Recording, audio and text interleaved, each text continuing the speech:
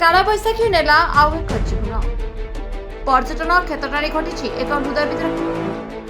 ଗଜପତି ଜିଲ୍ଲାରେ ନିଖୋଜ ହୋଇଥିବା ଜଣେ ପର୍ଯ୍ୟଟକଙ୍କ ମୃତଦେହ ଆଜି ଉଦ୍ଧାର କରାଯାଇଛି। ମୃତକ ହେଲେ କଟକ ଜିଲ୍ଲା ନିଆଳି ଅଞ୍ଚଳର ବିନୋଦ ଜେନା। ସେ ତାଙ୍କ ସାଙ୍ଗମାନଙ୍କ ସହିତ ପାରଳାଖେମୁଣ୍ଡି ଆସି ସେଠାରୁ ମହେନ୍ଦ୍ରଗିରି ପାହାଡ଼ ବୁଲିବାକୁ ଯାଇଥିଲେ।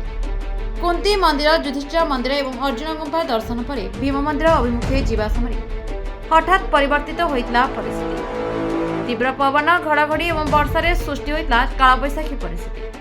ନିଜର ଜୀବନ ବଞ୍ଚାଇବା ପାଇଁ ସମସ୍ତେ ଆଶ୍ରୟ ଖୋଜିବାକୁ ଦୌଡ଼ିଥିଲେ, କିନ୍ତୁ ଏହି ହଡ଼ବଡ଼ରେ ବିନୋଦ ଜେନା ନିଖୋଜ ହୋଇଯାଇଥିଲେ। ପରେ ସାଙ୍ଗମାନେ ଏବଂ ବନ ବିଭାଗ କର୍ମଚାରୀମାନେ ମିଶି ଦୀର୍ଘ ସମୟ ଧରି ଖୋଜାଖୋଜି କରିଥିଲେ। ପୋଲିସ ମଧ୍ୟ ଘଟଣାସ୍ଥଳରେ ପହଞ୍ଚି ରାତି ତମାମ ଅଭିଯାନ ଚଳାଇଥିଲେ। ଶେଷରେ ଆଜି ଭୋର ସମୟରେ ଭୀମ ମନ୍ଦିର ଏବଂ ସହଦେବ ମନ୍ଦିର ମଧ୍ୟରେ ଥିବା ପାହାଡ଼ ଅଞ୍ଚଳରୁ ବିନୋଦଙ୍କ ମୃତଦେହ ଉଦ୍ଧାର ହୋଇଛି।